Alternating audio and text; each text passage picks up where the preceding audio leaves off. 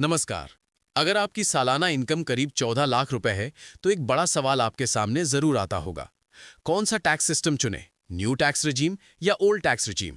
क्योंकि सही चुनाव आपके हजारों नहीं बल्कि लाखों रुपए बचा सकता है। अब सीधे आपको वो कैलकुलेशन बताते हैं जो हर टैक्स पेयर को चौंका रहा है। 14 लाख रुपए की इनकम पर न्यू टैक्स रिजीम में आपका कुल टैक्स बनता है लगभग 93,600 रुपीस।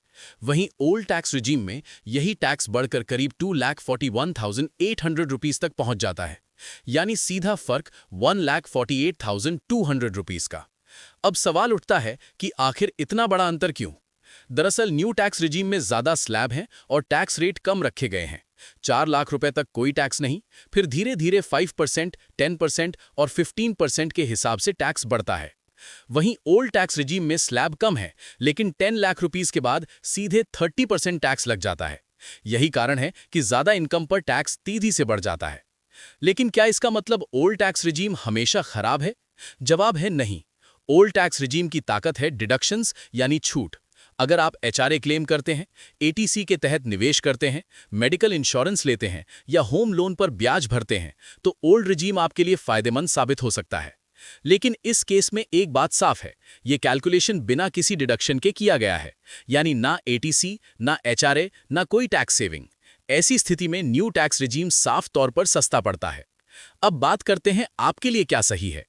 अगर आपकी इनकम 10 से 15 लाख रुपए के बीच है और आपके पास ज्यादा डिडक्शंस नहीं है, तो न्यू रिजीम आपके लिए बेहतर विकल्प हो सकता है। लेकिन अगर आप टैक्स सेविंग में अच्छा खासा निवेश करते हैं, तो ओल्ड रिजीम को नजरअंदाज करना सही नहीं होगा। एक आसान थंब रूल समझ लीजिए।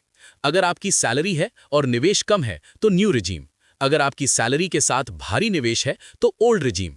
सबसे बड़ा बदलाव यही है कि अब टैक्स प्लानिंग बचत से ज्यादा सिंपल कैलकुलेशन का खेल बन चुकी है। और संकेत साफ है, सरकार धीरे धीरे न्यू टैक्स रिजीम को बढ़ावा दे रही है। ये पहले से ही डिफॉल्ट सिस्टम बन चुका है और आने वाले समय में ज्यादा लोग इसी में शिफ्ट हो सकते हैं। तो आपको क्या करना चाहिए? बहुत आसान, अपनी इनकम निकालिए, अपनी डिडक्शंस जोड़िए, दोनों सिस्टम में टैक्स कैलकुलेट कीजिए और जो कम टैक्स दे वही चुन लीजिए। कुल मिलाकर 14 लाख रुपए की इनकम पर यह कैलकुलेशन साफ बता देता है कि सही चुनाव से आप बड़ी रकम बचा सकते हैं। फिलहाल इस रिपोर्ट में इतना ही। आपकी कमाई और टैक्स से जुड़ी हर जरूरी जानकारी के लिए जुड़े रहिए हमारे साथ। नमस्कार।